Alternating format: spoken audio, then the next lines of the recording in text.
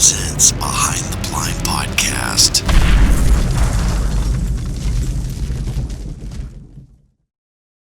And we're back. Welcome to our humble abode, a.k.a. Dakota's Garage. Very humble. The HW headquarters for this particular episode of Behind the Blind, brought to you by Double T British Kennels. For more than 20 years, Double T British Kennels have imported dogs directly from Great Britain to build superior bloodlines. Their top-of-the-line dogs are proven in the field in major field trials. Find out more at britlabs.com and tell them that Heartland Waterfowl sent you. Dakota Thurn, Alex Diecidue, Logan Burditt, I'm Ronnie Philips, and this is going to be a little bit different of a podcast for this particular episode that we've been filming, because in the past, what we've done is given you an episode for every hunt that we've done while we're on the road.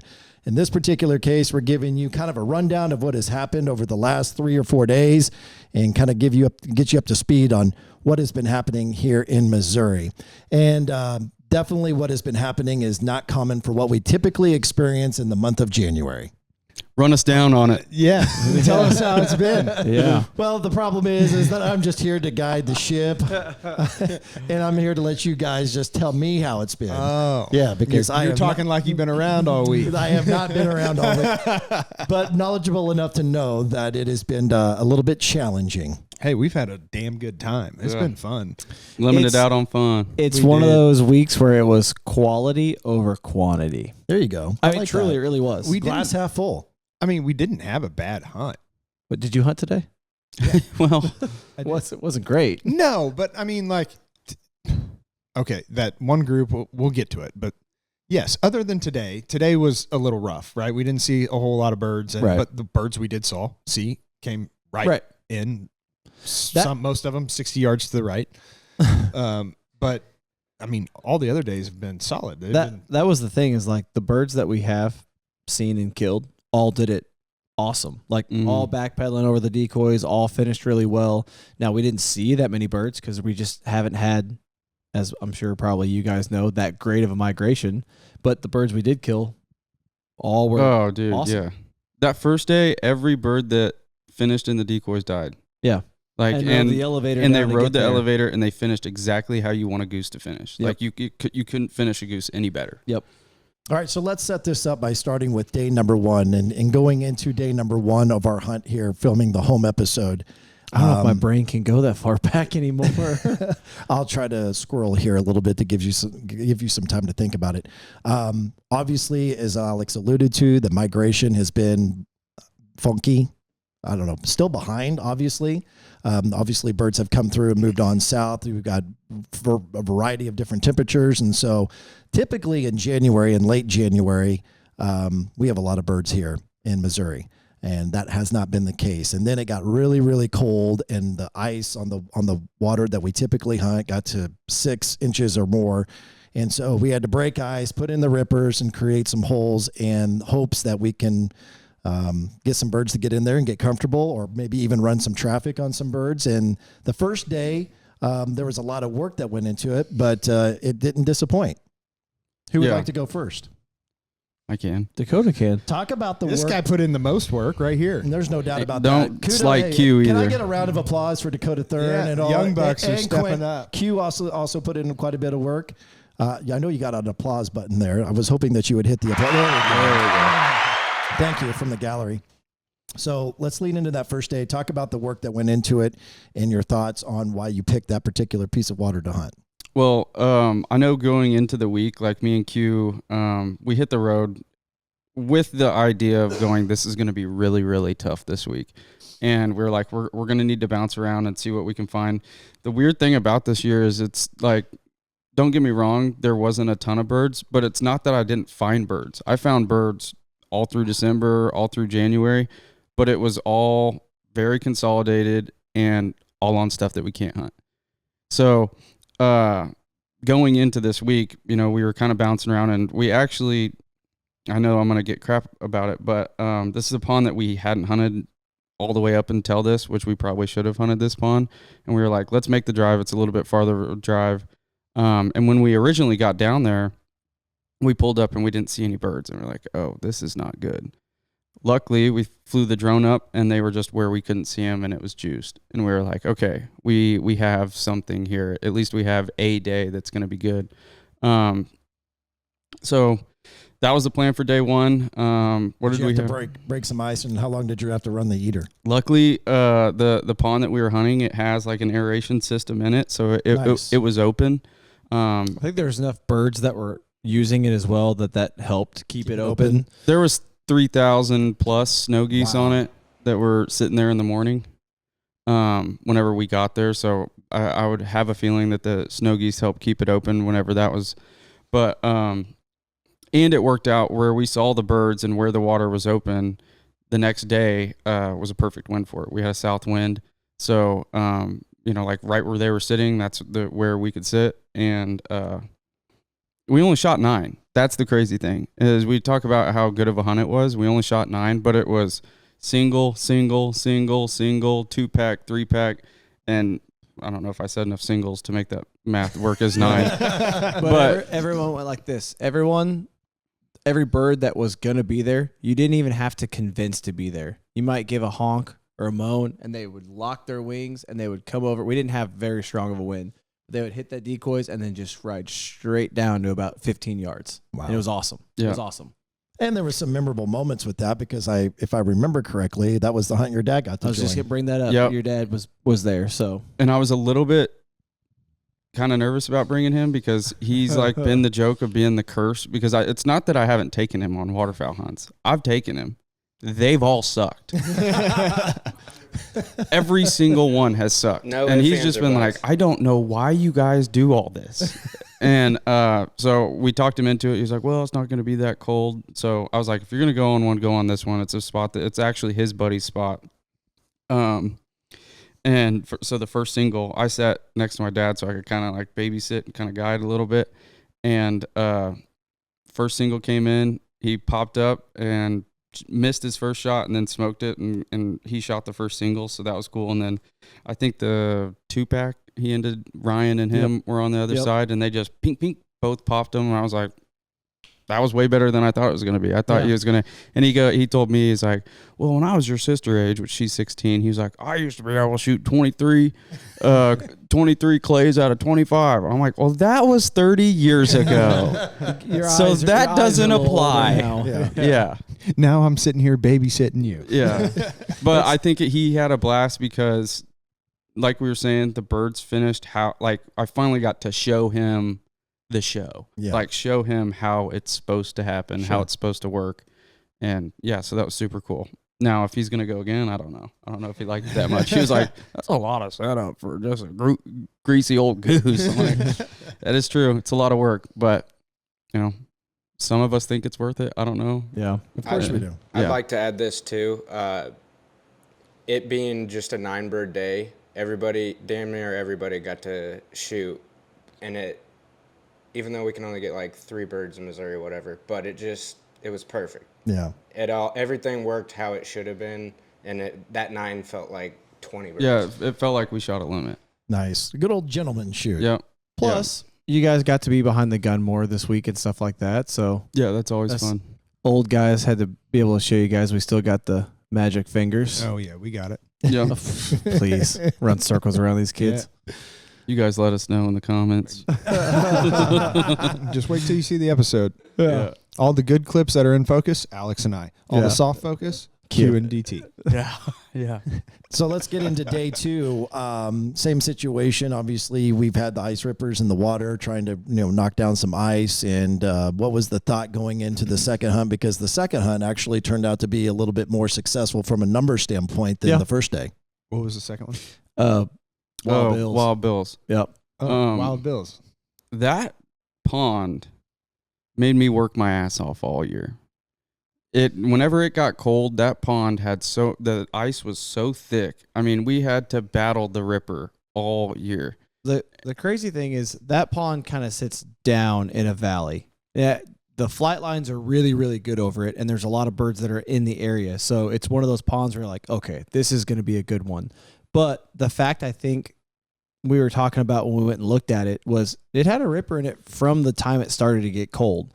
And it struggled to keep a 10 by 10 hole in it. Like when it got cold, and I mean, it got brutally cold here for like 2 weeks. It struggled. When other ponds that we had rippers in were like 3 or 4 times that size. Yeah. But you went down and looked at it the night before we wanted to hunt it, because I remember talking to you on the phone and you were saying how when we got back from that first hunt and you were unloading stuff here, you're like, there are birds flying everywhere right now. Yeah. Whether it's migrators coming through and making a pit stop because a lot of birds were leaving. There's just a lot of birds in this area. I think that's something we need to point out too, is we got a big like reverse on Sunday. It was Saturday, like 50, Saturday 60, night. and then 68 in 3 days. Yeah, it was like Saturday night, Sunday morning, Sunday during the day.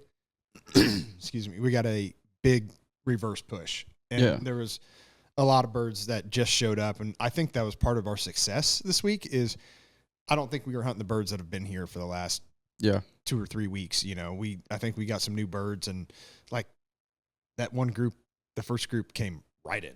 Yeah. Yeah. Oh, yeah. Right in. Oh, yeah. They saw us, boom, no questions asked. And that during late season, especially, I mean, granted, we had a ripper. We were one of the few ponds, you know, so that, but it's not like birds were using this pond. It was a straight traffic pond. Yes, the water was open. The water's been open for quite a little bit of time anyways. But it wasn't like there was 50, 75, 100 that were like, oh, they've been sitting on it for 2 days. Let's go hunt it. Yeah, it was like, we know there's birds, a lot of birds flying in it. It's a good flight line. We're going to run a big spread. Let's go hunt it. We're going to see how many we can pull. And it worked out. Yeah. Was it hard to pull them? No, it really wasn't. Now, granted, there was a lot of birds that didn't even look at us, didn't care. But the ones that saw us, and Tracy, he was the 1996 world champion. Oh, yeah. He gave you a run for your money this week. He learned from me. You were runner-up. I was world 1994. champion, so, yeah, he got you a couple years later. He was actually the world champion. You learn from the best. So, you're the flagger, and he's the flaggett. Yeah. Or is it the other way around? No. So, but yeah, they saw a flag, and they literally would go poop, straight in. Nice. And it was good. It was fun. How many birds on day 2? 12, I believe. Yeah. I think we shot 12. 12 or 13. Yeah. 12. 12? Yep. So we stair stepped. Actually, that hunt also was one of the better ones because we're not that far out of town. I mean, really, we're like walking distance from Dakota's house. And so it got to be like... Oh, it's walking distance. 10, yeah, it got to be 10:30. We're like, God, we're all hungry and everything. So we decided to DoorDash Casey's Pizza. And he told the guy, just leave it on the hood of the truck there. And Casey's drove up, dropped off the pizza. He walked up and grabbed some pizza. And when you can do that kind of stuff, that just makes like the hunt that much more. When you're hungry and you're sitting there waiting on geese and you can get Casey's Pizza delivered. Yeah, and it was damn breakfast near pizza too. Yeah, Wasn't it? oh, yeah. Yeah. And I noticed that. Shout out Casey's. Yeah, well, no, that's where I was Get in going contact with Ronnie, please. Yeah. Please, I was going to say shout out Casey's because Alex actually put a little reel up on our Heartland Waterfowl Instagram page, and didn't they? They commented or reposted it. Yeah, yeah. So would love to do some business with you all at Casey's if you want to. Would you say drop a Midwestern delicacy? Delicacy, the Midwest delicacy. It really is. It is. So day 1, pretty decent. Day 2 was better. Let's get into day 3. Again, same situation. We're, trying to keep water open. Yeah. Although the temperatures, even though the temperatures got up to 65, maybe even higher in some spots, because of the amount of ice that was out there, it's not like every pond in the area was open, right? So there's only so many ponds that were, and those were the ones that we were running rippers. So what was the theory or the logic going into a different pond on day 3? So this was Dakota's, probably Alex's, and playing all along, not mine, but they had it in their head all week that they wanted to hunt this pond on Wednesday, right? It was Wednesday, and literally pulled the rippers out. And they went down there Tuesday night, and it opened up, and it was a straight traffic hunt. And it wasn't open whenever I mean, it was barely open. Like just a portion of the pond was open, and we put 2 rippers in, and it opened that pond. Yeah, the night before we had our second hunt, I drove down there. He scouted a couple other pieces. I drove down there and watched 4 or 5 groups fly right over it. A bunch of other like groups flying around. So we're like, okay, there's birds here. It's in a really good traffic spot. It's right in between where two really big roosts are. So as long as they trade back and forth, you're in a good flight line. But the water, there wasn't very much open. It was just starting to open up around the edges from it being warm. So then after we hunted that second day, we pulled the ripper out of there, and then me, Dakota, and it was fun because I actually got to take Colton. And so he was all excited to be able to open the water and get the geese going. And I laughed because he brought Juice, his dog, and my 4-year-old son. And yes, his dog they had a blast. Like, it's all Colton talked about was like they were punking each other and they were wrestling. And it was, he had a blast. He had a blast. But we put 2 rippers in there. And we're like, okay, like there's a pretty decent pocket open, and we had a perfect wind for what we needed. And we're like, oh, we'll just make a pretty good runway, at least to give them something to come land on. We show up the next day, and like 3/4 of the pond is wide open. We had a pretty good wind that night, too, that I think helped. Yeah, it was blowing like 15 miles an hour from like that afternoon to when we put it in till the next morning. So you have that 15-mile-an-hour wind on top of us already opening what was pretty thin anyways. It was. So we threw a really good floater spread. The nice thing about the pond was it was a little low this year, so you could go 35 yards off the bank and still be thigh deep. So we were able to get the floaters out. You know, you get on some of those ponds where you can only get your floaters 10 yards out, and they're all kind of stacked along the bank. And today, you wish you could get them further out. It was that pond was literally perfect for a floater spread because we ran all the floaters. Were able to get them out away from the blinds, like out away from the edge of the water. And then we ran a bunch of the fully flocked silhouettes and the shells and just made it look really, really, really comfortable. We threw everything that we brought. Yeah. Except for all the full bodies. Except for all the full bodies, a couple dozen full bodies, but we had 10, 15 dozen fully flocked skinnies out. It looked really good. It looked really good. Mm-hmm. And it worked. And you could, because of how shallow it was too, is we were running those full bodies in that like shallow part of the water too. Because it was so shallow. I mean, it was only this deep out 10 yards. Wow. Yeah. Okay. So, running a lot of full bodies on the water it looked good. Almost sounds like hunting sheet water. It was kind of cool, yeah. Yeah, it was awesome. I wish every pond was like that. And the bottom was nice to walk in. It wasn't sloppy Joe where your ankles are getting stuck and you're fighting through mud and chicken noodle. Yeah. It's worse than I sloppy always get Joe. confused. Which is it? Which is worse, chicken noodle soup or sloppy Joe? I think chicken noodle is a little worse. Yeah.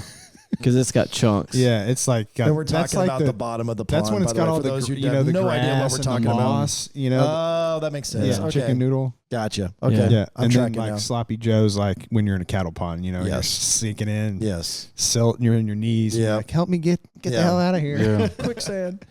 Talk a little bit more about that actual hunt and how the birds worked. How many birds you got on day 3? Actually, we had 2 guys.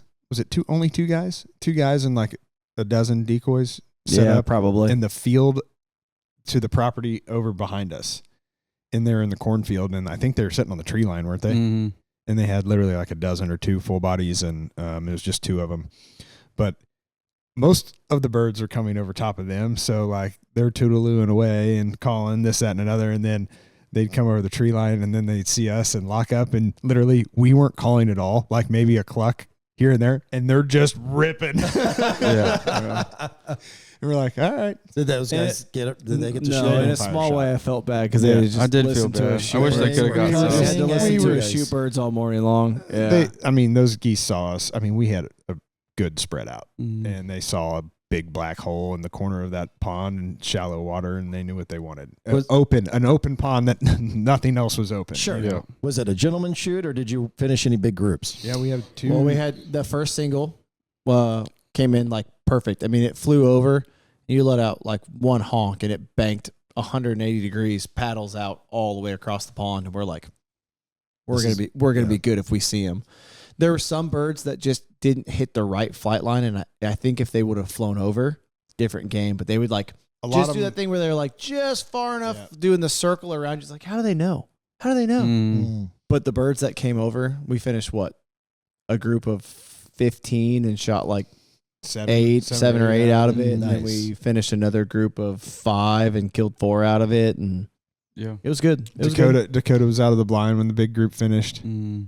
He was looking for his gloves from the day before. Actually, every time Dakota was out of the blinds, when the birds would show But he up. got it on film. He filmed it on his phone. I saw that. Yeah, it was good. That was the best flock of the day, and yeah, they did it up. They rode the elevator down, and then I'm pretty sure we were all just creeping out of the blind at that point in time because the wind was ripping pretty good and it was pretty cold, and we thought they were going to go over top of us, and then they just like completely halted. They like stopped and then straight dropped down. And I think we were all kind of surprised by that. So by that time, we're all, because I was getting ready to call it if they were going to come over top, and then they just kind of stopped and then rode the elevator down. So I think we were all kind of creeping. I definitely was. How many did you get that day? 16. We were like, I think.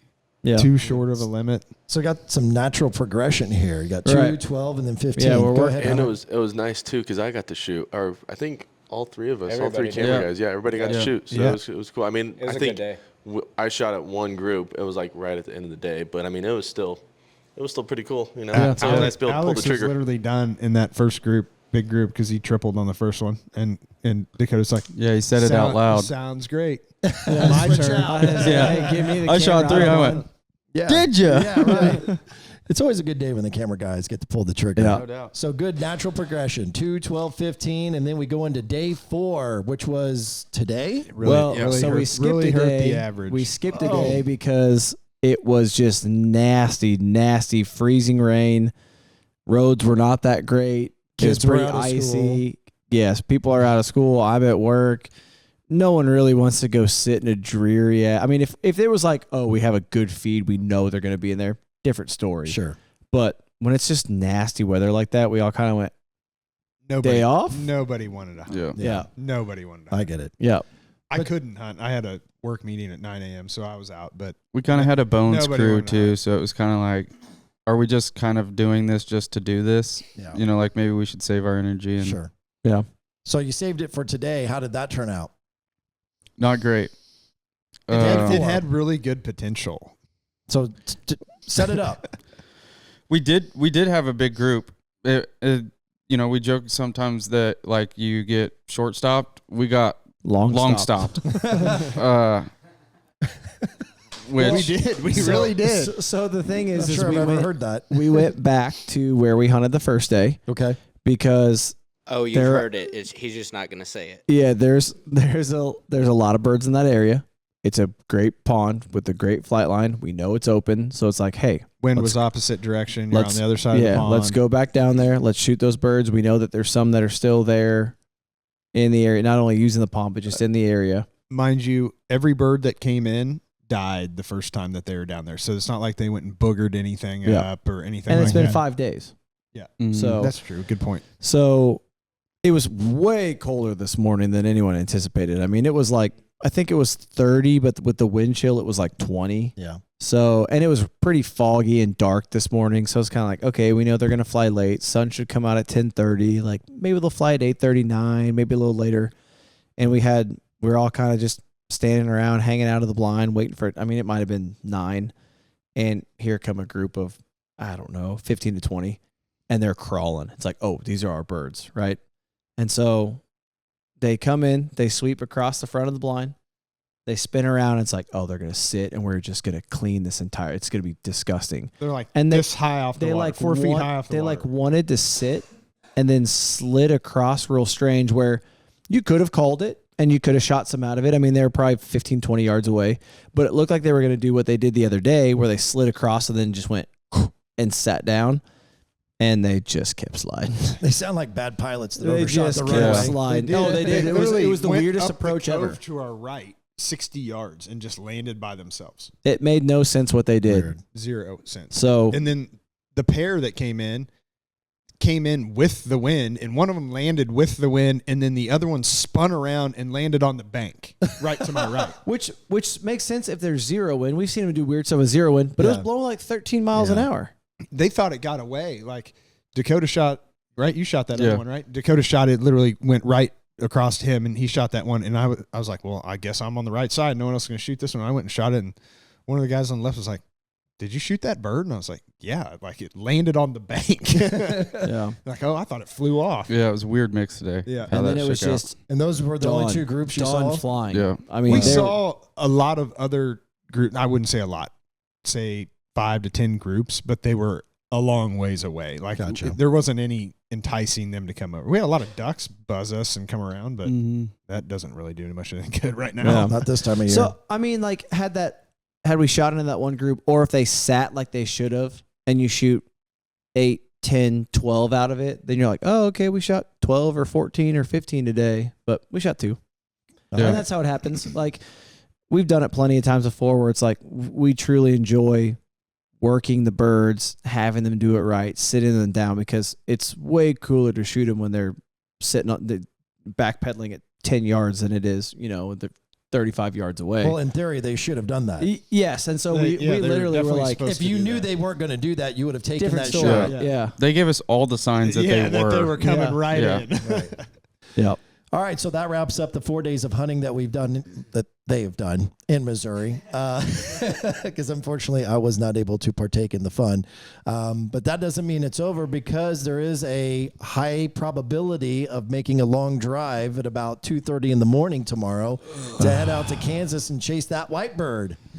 Yeah, we're gonna go shoot white geese with our plug in our guns and no e-collar, while everybody else in Arkansas is doing the exact opposite. Yeah, Kansas season's still open for another week. We go down to Tornado Alley on Monday to hunt till the close of the season in Kansas. But with the way the hunt went this morning, I think we all want a little bit of redemption, and me and Champ kind of had something in the works for the last couple of days, and he's kind of kept a tab on some geese with one of your high school cross-country rivals. Yep. And we're going to try to shoot the snow geese tomorrow. Why is that funny? It's true. Hey, it's true. It's funny. I don't know. It's just because funny. it's cross country. Yes, because it's cross country, bro. It's okay, Ronnie. It's okay, Ronnie. I ran too. Okay, he was almost a junior college All-American. Dude, he's got endurance, bro. Look at the guy. Hey, go for it. I ran just as much as you did wrestling. I guarantee you didn't. He runs like a deer. Don't get him started. Have you ever seen him run? He runs like a deer, man. Yeah, he's a gazelle in the wild. You're damn right I am. That's about the only thing you've ever said about me. Yeah, I appreciate that. You're welcome. Anyway, glad you could make it tonight. We won't mention we won't mention the farmer's name, but yeah, it's funny because Champ and I have hunted on this guy for 15, 20 years now, and when did we find this out? 5-10 years ago? Maybe not even that. I'd probably say 5 or 7 years ago, somewhere in there. We're sitting there talking to him, and he's like, "Wait, is that so and so?" I was like, "Yeah, that's him." He's like, "I used to run cross country against him." Yeah, high school and college. He was my mortal enemy. Were you guys enemies? Yeah. No, I wouldn't say we were enemies. Did you give him a bow and you passing him? Not him. Was that a thing? That was a guy that we running through the woods just throwing bows. That was in track, actually, where he got the famous Ronnie elbow, infamous Ronnie elbow. Anyway, headbutt. He was better than me in high school, and I dominated him in college. Oh, so the tides turned. The tides turned in college. Can't believe we can still hunt on them. In the top 15 in college, made All-American. And we ran that national race in upstate New York. About 100 runners, top 15 make All-American, and I came in 18th. Man. 3 spots away from All-American. What was the time difference? Oh, my gosh. I'm saying between All-American and you. Oh, like 3 seconds. Oh, okay. So you were you were hauling the mail. we were it was a sprint to the end to try to get All-American. Yeah, man, it was really, really close. But I thought you were going to say the time between the ones who won. Oh, because when you're running against Kenyans, there's a big discrepancy between the white guys and the Kenyans. They can just run forever. Oh no, those guys are a gazelle for sure. Mm-hmm. Yeah, you're just a deer. I'm just a whitetail. Literally and figuratively. Spike buck. So we won't have an update for you on the Behind the Blind podcast with how that snow goose hunt went, but you'll be able to see it in the episode that we release on our Heartland Waterfowl YouTube channel. So make sure that you're subscribed there, and make sure you are subscribed. If you are going to the channel to watch the footage, it's important for you to subscribe. It's important to us that you hit that notifications bell. This is all going back to how we perform on our digital platform, and you doing all of that helps us in our pursuit to continue to grow this YouTube channel. So please go and do that. So all that to be said, we think that video will come out maybe next week, we think. Yeah. I don't know. We have a date. So today is, what is today? Friday? Thursday. That's right. So it'll be a week from Friday. That date, it would be, I'm looking real quick, the 14th. That's the day we 14th. get Valentine's back Day. We get back that's from gonna be Tornado That's going to be a Alley. tough one for him. Oh, yeah. Maybe we should push that back. Should we make that the 21st? That'd be sick if we did. Anyway, we'll have a little teaser that will come out a week before we release that video. So let's get into the Ducked Up question of the day. The Ducked Up question of the day brought to you by Dirty Duck Coffee. If your coffee sucks, it ain't the duck. The preferred coffee of choice in the blind and around the breakfast table for Heartland Waterfowl and waterfowl hunters in every flyway. Save on a variety of blends by using promo code HW10 at dirtyduckcoffee.com. Q, what is the Ducked Up question of the day? All right. This one's been eating at me just a little bit because Oh, of boy. all the ducks we saw this week. Widgeon. Do you think? What you do? Do you think Missouri should extend the duck season because of how many birds we see after a month after it closes? It really irritates me that we can't shoot them. Or still. is it a yes or no question?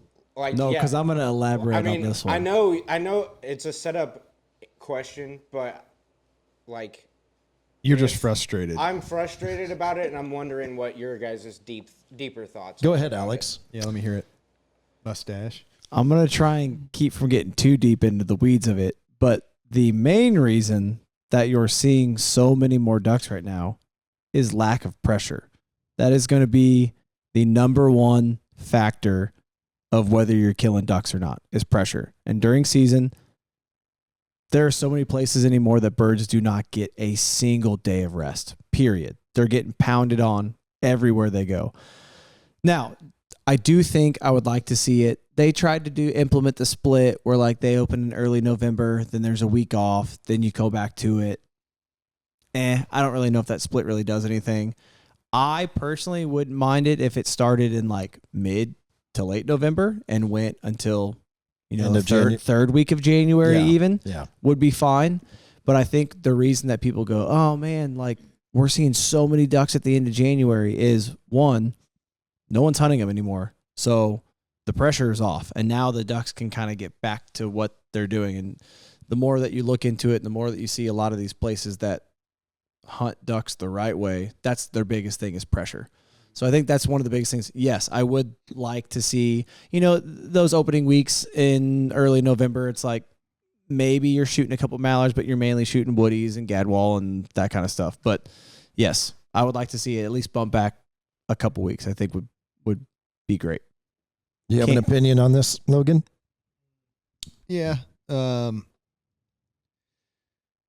think you have to kind of look at the long term of it too, because there's years when there's mallards in here in October. I feel like 10, 15 years ago, 20 years ago, you always heard Veterans Day was the first good push of ducks in Missouri and Kansas. But yeah, I would like to see it go a little bit longer, but I think now, say first week of February, no, I think that's way too late. But yeah, everything's changed so much. I mean, even over the last 10 years, look at everything that we've seen that's changed.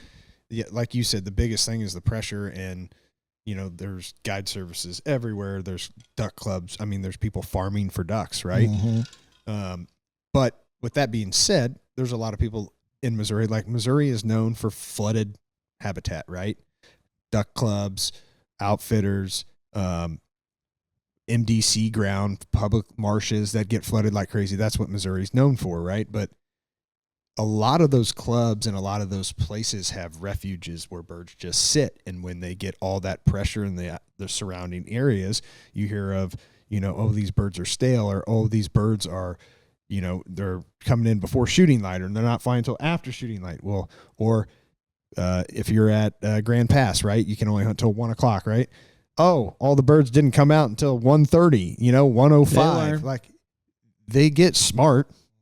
It's just with all the pressure in North Dakota, the birds are not flying off the roost hardly at all. They're just sit right off the water and you can't hunt them. And it's like it's a defense mechanism. Sure. Because they're getting beat on nonstop. So, yeah, it's a pressure deal. And like you said, you do see a lot more ducks right now because they're like, oh, I just went over to that piece of water and nobody shot at me. Right. So that's safe. And then they bounce around to another spot and they're like, oh, no one shot me there. And then they just start bouncing around everywhere. And that's where you're seeing, like you were saying, we're seeing a bunch of ducks. I mean, how many ducks did we have come in today? They're just flying around like nobody's business. And then they would come back like those ringnecks. Those ringnecks came back 5 or 6, 7 different times this morning throughout the morning. And I guess to detail my question, what I meant to say originally was like not even like up until now, but just like extend it at least a week or two more into January. You get 60 days, right? So if you're gonna extend it, then you have to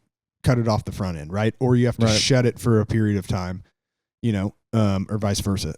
Like goose season, some days they'll in the Missouri they'll shut it down for a couple of days and reopen. Kansas kind of does something similar to that. But yeah, I mean, you get 60 days, however you want to cut it, 60 days. And Missouri, you got 3 different zones, right? Yeah, I mean, South Zone goes until January 25th or something like that. Yeah. So, no, I'm with Alex on this. I think that we would be better for our state if we were to start the season 2 or 3 weeks later. 3 weeks might be a stretch, but at least 2 weeks later, and then run this into at least the middle of January. But this has also been a weird year. Like you're talking about all these ducks you saw. Like this is a very weird migration year. I get that, but it's been like that for 5 years. And they've been hung up north for so long when they couldn't shoot them. Like their season was done up north, and they're no longer getting pounded. It took the weather for them to get here, and then once they get here, our season is closed. The other thing you got to take into consideration is you're predominantly talking about mallards, right? Right. A lot of people like shooting all these other ducks, especially early in the season, right? It's warmer out, ducks aren't as smart. That's fair. Brown ducks, like people love shooting teal, right? And those, and I'm not saying specific. No, I'm not specifically saying for teal season. I'm saying a lot of people like to shoot teal during duck season. Yeah, right? November is the green wing special, right? Yeah, and so like, I can understand that side of the argument too, because you're gonna get a lot more of those ducks earlier on in the season versus now. Like, there's not a gadwall around right now. Most all the widgeons are gone. We saw a couple pintails this morning. But for the most part, that stuff's south of us now. We were just pounding on the widgeon in Oklahoma, I think my only argument to that would be though, like, where's the money at? Like if you're the Missouri Department of Conservation, I can spit it out, majority of those people, while there is a lot of people who would just like to shoot a duck for the sake of shooting a duck, a majority, I think, of the people are chasing the mallard. They're chasing the big duck. And so if you're trying to get more money and make more of those people happy, then they are going to be more rewarded if you did extend that by 2 weeks. I don't think you're going to lose the MDC is not going to lose money on the deal by keeping it the way it is so that people can shoot a small brown duck. I also wouldn't mind if they change the split because, I mean, like you get 5 or 7 days to hunt them in November and then it's a week off and it's like, it's November. Right. Right. What if you put that split later in the year and then you bump it back 1 week in January? Yeah. There you go. You just solved all of Missouri's problems right there. No, do you have an opinion on any of this? The Flyweight Federation is going to come after me. I got a different take. Part of my French, I don't give 2 shits about shooting ducks in Missouri. I think that in Missouri. Here's my thing. It's like you should want to care about shooting it. We are a waterfowl hunting show. You should care about wanting to shoot ducks whenever you have the chance. Okay, don't get me wrong. I'm still gonna shoot them. I want to go to Kansas and shoot 5. Okay. Yeah. Okay, that too. But what I'm saying is like, and part of it, right hand up, is we get spoiled with it, and I know that our experience probably isn't the everyday weekend duck hunter. So I understand that that's probably different. But whenever I think of duck hunting, I'm not thinking of, I mean, we say we saw a lot of ducks this week, but what, 100 combined? We wouldn't hunt a pond if it didn't have over, you know what I'm saying? So it's like in my head, like whenever I want to duck hunt, I'm thinking in the fact of thousands of ducks, in Missouri, you have to be at one of these MDC spots, have a private duck club where it has the actual habitat. If you really like boil it down to, for a lot of the hunting that I do in Missouri, it's farm ponds, it's big pieces of water and stuff like that. So not a lot of opportunity for field ducks in Missouri. Right. At least not in this area. There is, but not so much in this area. Right. So You're my hunting a thought farm is pond or a flooded field. right. So changing the duck season and this and all that for it's not like we're banging out limits of ducks around here anyways. Yeah. Even whenever it fair. is good, you're shooting 2 to 3 or whatever. 6. What I will take is another week of goose season, because a lot of that's just what I have, and I think that's what maybe why I've fallen in love with goose hunting, favored in Missouri more than duck hunting, is because it's so much more accessible. You can find a farm pond, you can find, a feed that the geese are in, and you have a higher success rate of actually shooting a good amount of birds compared to around here and shooting ducks. Solid It's a take. valid argument. Solid take. So Yeah, I agree. So there you go. That's the ducked up question of the day. Let's get into the outlaw moment of the day, or the outlaw moment of this week. As we wrap up this episode, brought to you by Outlaw Beer. I got to find the copy. Here it is. America deserves a new light beer. Outlaw Mile High Light Beer, brewed by Tivoli's Brewing Company in Denver, Colorado. The official beer of Heartland Waterfowl. Check them out at outlawbeer.com. Available now at most retailers. And if not, make sure you ask them to begin stocking Outlaw Beer today. What do we have, Q, for a outlaw moment? I'm going to steal it before Logan does, but having Boomer out. Oh, okay. My outlaw moment. His dog. Yeah, Boomer's my dog. He's going to be 9 years old, and we usually just run Mo and Ben, and they do a great job, so it was cool to spoil my dog again. He hasn't had a run like this in probably 3 seasons. And He's going to sleep for the next 5 days. Fantastic. Did he do good? Oh, yeah. Yeah, dude, he's crushed awesome. So he's got a few more seasons left in him, you think? Yeah. Me and Dad were talking about that today. We think he's got another, at least 1 or 2. Good. But, Yeah, did great. I think I tallied with the 2 today. He retrieved 35 birds. So, pretty good number. All right. First time in a long time. We'll start on this end then. Do you got a Hunter, we'll go with you. You got an outlaw moment? So I didn't hunt a lot this week, but I hunted Tuesday. More than Ronnie. Touche. Tuesday and today, but just being at home and not having to, Sleeping in your own bed. Yeah, it's Sorry to so nice. cut it short for you tomorrow. No kidding. Yeah. But yeah, Well, it's nice to be home. We're leaving in an hour. Yeah. We got to go pack the trailer. Dakota, what's your outlaw moment of the week? I was gonna use the being at home. I didn't sleep much, but I was at my house a little bit. I would probably say, I think that we kind of alluded to it earlier, but I really enjoy the small groups. Like some of the times with a lot of the hunts that we go on, it gets into 10, 11, 12 guys sometimes, and I do really enjoy, like what Dice was saying earlier. It wasn't about quantity, it was more about quality, and it just seemed like we just had a bunch of fun this week. It was like, it just felt like it was just homies back home hunting, and I enjoyed that. Well, since I didn't get to go out on any of these hunts this week, my outlaw moment is to be here with you guys right now, to have a drink and sit and listen to you guys talk about all the fun you had that I didn't get to have because I was home playing dad. Yeah, I wonder why it was so fun this week. I can't. Yeah. Can't put my finger on it. but Might have to make this the final season of Ronnie on Heartland Waterfowl, I guess. Tomorrow's going to be a lot of fun. You're not going to be there either. Probably not. What's your outlaw moment of the week? I'll just go off the home side of things. So, Larry was able to come out. Tracy, Q's dad, came out literally every hunt, right? He was on every one. Dang near. Yeah, almost all of them. My brother came out this morning. I haven't hunted with my brother all year, so that was fun. And you're just at home, and it was easy, laid back, going. And honestly, thankful to Dakota and Q. Like, they had a plan put together, and the plan was set all week, and literally we knew what we were supposed to do, and we accomplished it, and it went over without a hitch. Like, it was so smooth, so easy. Like, I can't thank you two enough for the amount of work that you guys put in this week. Alex, what do you got for an outlaw moment? Well, that was gonna kind of be mine. So It always sucks to be I know. last one. in the You're outlaw like, moment. Took the words right out of your mouth. I'm literally just going to reiterate what everyone said because it is really our favorite part about the home episode is being home. So you're with your friends, you're with your family, you're with people that you don't get to hunt with or see maybe that often throughout the year. You know, I got to get Colton out and do some stuff. He was all amped about being able to goose hunt and talk about hiding, shoot the geese off the water and stuff like that. And I'm like, we're getting it. You're getting it. So just, it really is.